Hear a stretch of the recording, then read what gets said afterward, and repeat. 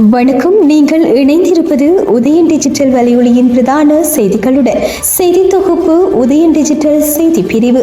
செய்திகளுடன் இணைந்திருக்கும் நான் லிஷா தரணீஸ்வரன்.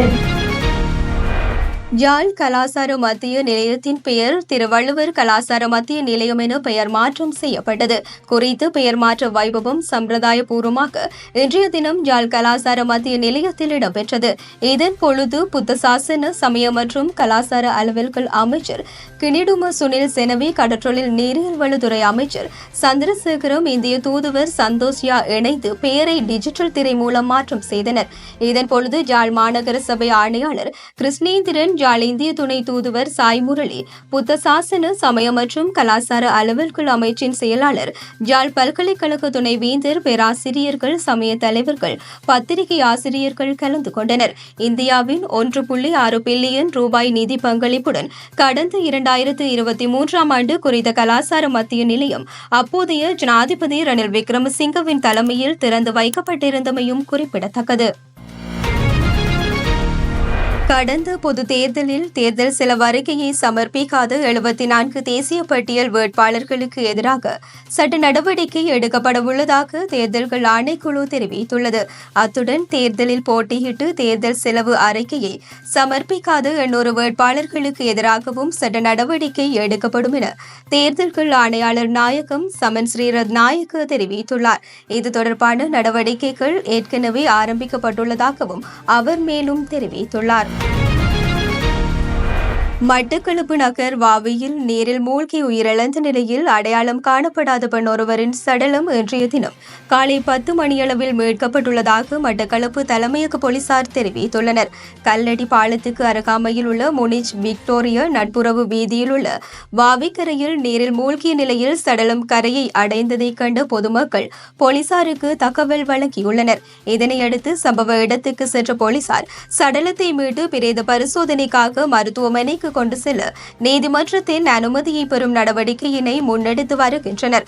இது தொடர்பான மேலதிக விசாரணைகளை மட்டக்களப்பு தலைமையக போலீசார் மேற்கொண்டு வருகின்றனர். நெல்லுக்கான நிர்ணய விலை விரைவில் தீர்மானிக்கப்படும் என விவசாய பிரதி அமைச்சர் நாமல் கருணாரத்ன தெரிவித்துள்ளார். ஹம்பாந்தோட்டை பென்கமுவ பகுதியில் நேற்று ஊடகங்களுக்கு கருத்துரைத்த போதே அவர் இதனை குறிப்பிட்டுள்ளார். தென் மாகாணத்தில் சிவப்பு பச்சை அரிசி விற்பனைக்கு காணப்படுகின்றது. எனினும் அதனை மாலை 5 மணிக்கு பின்னரே விற்பனை செய்கின்றனர். அந்த சந்தர்ப்பத்தில் நுகர்வோர் விவகார அதிகார சபையினர் பணியை நிறைவு செய்து தங்களது வீடுகளுக்கு திரும்பியதன் பின்னர் இவ்வாறு விற்பனை இடம்பெறுவதாக விவசாய பிரதி அமைச்சர் நாமல் கருணாரத்ன தெரிவித்துள்ளார். இலங்கைக்கான ஐரோப்பிய ஒன்றியத்தின் தூதுவர் உள்ளிட்ட ஐரோப்பிய ஒன்றிய தேர்தல் கண்காணிப்பாளர்கள் இன்றைய தினம் எதிர்க்கட்சித் தலைவர் சஜித் பிரேமதாசவை சந்தித்தனர். இச்சந்திப்பில் இலங்கை மற்றும் மாலைத்தீவுகளுக்கான ஐரோப்பிய ஒன்றியத்தின் தூதுவர் கார்மென் மொரேனா, இலங்கை மற்றும் மாலைத்தீவுகளுக்கான ஐரோப்பிய ஒன்றிய தூதுக்குழுவின் பிரதி பிரதானி லார்ஸ் பிரேடெல் மற்றும் ஐரோப்பிய ஒன்றியத்தின் பிரதான கண்காணிப்பாளராக செயற்படும் நாச்சோ சாnchez உள்ளிட்ட தரப்பினர் கலந்து கொண்டனர். இரு தரப்பு இடையே சமூக, பொருளாதார மற்றும் அரசியல் விவகாரங்கள் பல குறித்து நீண்ட கருத்து பரிமாற்றம் இடம்பெற்றது. இங்கு 2024 ஜனாதிபதி தேர்தல் தொடர்பில் ஐரோப்பிய ஒன்றிய தேர்தல் கண்காணிப்பாளர்களால் நடாத்தப்பட்ட தேர்தல் கண்காணிப்பு அறிக்கை எதிர்க்கட்சித் தலைவர் சஜித் பிரேமதாசவிடம் கையளிக்கப்பட்டது.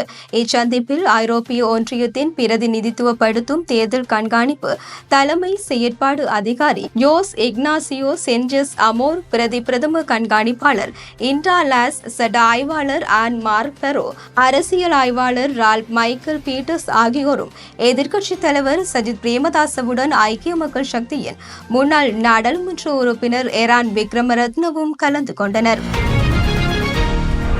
இலங்கையில் $10 பில்லியன் முதலீடு செய்ய சீன நிறுவனங்கள் விரும்புவதாக அரசு தரப்பு செய்திகள் தெரிவிக்கின்றன. ஜனாதிபதி அனுரகுமார திசாநாயக்கவின் அரசுமுறை பயணத்தில் இதற்கான சாத்தியக்கூறுகள் குறித்து ஆராயப்பட்டுள்ளது. சீன ஜனாதிபதி ஷி ஜின்பிங்கின் அழைப்பின் பேரில் கடந்த 14 முதல் 17ஆம் தேதி வரை ஜனாதிபதி சீனாவுக்கு பயணம் மேற்கொண்டிருந்தார்.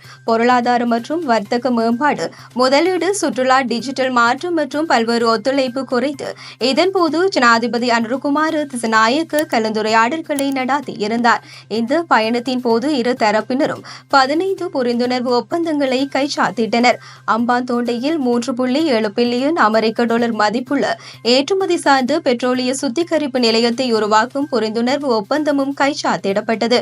ஜனாதிபதியின் இந்த பயணத்தில் சீன அரசுக்கு சொந்தமான நிறுவனங்கள் மற்றும் நிறுவனங்களின் உயர்மட்ட பிரதிநிதிகள் கலந்து கொண்டு இலங்கையில் முதலீடு செய்யுங்கள் வட்டமேசை மாநாட்டின் உரையாற்றிய ஜனாதிபதி இலங்கையின் பொருளாதார கொள்கைகளை வழிநடத்தும் பரந்த தொலைநோக்கை எடுத்துரைத்தார் மற்றும் இலங்கையில் முதலீடு செய்ய வணிகம் சமூகம் ஆர்வமுள்ள முக்கிய பகுதிகள் குறித்தும் தெளிவுபடுத்தியிருந்தார். முதலீட்டு மன்றத்தில் கலந்து கொண்ட சீன நிறுவனங்கள் எரிசக்தி வாகன உற்பத்தி மற்றும் கட்டுமானம் போன்ற பல்வேறு துறைகளில் 10 பில்லியன் அமெரிக்க டாலர்கள் வரையிலான முதலீடுகளை இலங்கைக்கு வழங்க தயாராக உள்ளதாக கூறியதாகவும் அரசு தரப்பு செய்திகள் தெரிவிக்கின்றன.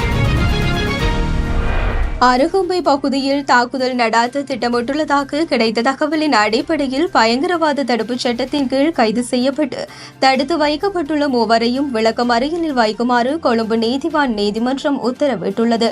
இவ்வாறு விளக்கமறியலில் வைக்கப்பட்டுள்ளவர்களில் மாலைதீவில் பிரஜை ஒருவரும் அடங்குவதாக தெரிவிக்கப்படுகின்றது. சந்தேக நபர்கள் நேற்றைய தினம் கொழும்பு மேலதிக நீதிவான் பசன் அமரசேன முன்னிலையில் பிரசன்னப்படுத்தப்பட்டதை அடுத்து இந்த உத்தரவு பிறப்பிக்கப்பட்டுள்ளது. முன்னாள் அமைச்சர் விஜயமுனி ஹொய்சாவை வலான மத்திய ஊழல் ஒழிப்பு பிரிவில் எதிர்வரும் திங்கட்கிழமை முன்னிலையாகுமாறு அழைப்பு விடுக்கப்பட்டுள்ளது. சட்டவிரோதமான முறையில் ஒன்று சேர்க்கப்பட்டதாக சந்தேகிக்கப்படும் ஜீப் ரக வாகனத்தை பயன்படுத்திய குற்றச்சாட்டிலேயே அவருக்கு இந்த அழைப்பு விடுக்கப்பட்டுள்ளதாக தெரிவிக்கப்படுகின்றது. குறித்த வாகனம் ஹப்புத்தளை பகுதியில் வைத்து வலான மத்திய ஊழல் ஒழிப்பு பிரிவினரால் கைப்பற்றப்பட்டிருந்ததுடன் இது தொடர்பில் பண்டாரவளை நீதிமன்றத்தில் சமர்ப்பணங்களை முன்வைத்திருந்தது. இந்த நிலையில் வாக்குமூலம் பெறுவதற்காக வலான மத்திய ஊழல் ஒழிப்பு பிரிவில் முன்னிலையாகுமாறு அவருக்கு ஏற்கனவே அழைப்பு விடுக்கப்பட்டிருந்தது.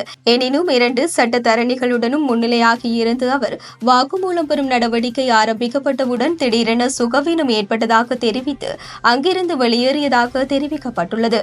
இந்த நிலையில் எதிர்வரும் திங்கட்கிழமை வலான மத்திய ஊழல் ஒழிப்பு பிரிவில் முன்னிலையாகுமாறு முன்னாள் அமைச்சர் விஜயமுனி ஹொய்சாவுக்கு அறிவுறுத்தப்பட்டுள்ளது.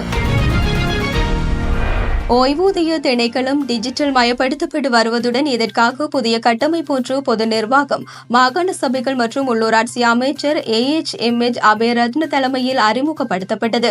கொழும்பு மாவட்ட செயலக கேட்போர் கூடத்தில் நேற்றைய தினம் இதற்கான நிகழ்வு இடம்பெற்றது. இந்த ஒருங்கிணைந்த கட்டமைப்பில் பல அரசு துறைகள் ஒருங்கிணைக்கப்பட்டுள்ளதுடன் தனியார் நிறுவனங்களுடன் இணைந்து 5 துறைகளின் கீழ் இதற்கான பணிகள் இடம்பெறும். ஓய்வூதிய துறையின் செயல்பாடுகள் மற்றும் சேவைகளை ஓய்வு பெற்றவர்களுக்கு மிகவும் திறமையான மற்றும் நட்பு முறையில் வழங்குவதே இந்த டிஜிட்டல் கட்டமைப்பின் நோக்கம் என்று அமைச்சர் AHMH அபயரத்ன தெரிவித்துள்ளார். டிஜிட்டல் கட்டமைப்பின் ஊடாக புதிய இணையதளம் ஒன்று அறிமுகப்படுத்தப்பட்டுள்ளது. புகையிரதம் பஸ்களில் பயணிக்கும் ஓய்வூதியக்காரர்களுக்கு பயண சீட்டு ஒன்று பெற்றுக் கொடுக்கப்பட உள்ளது.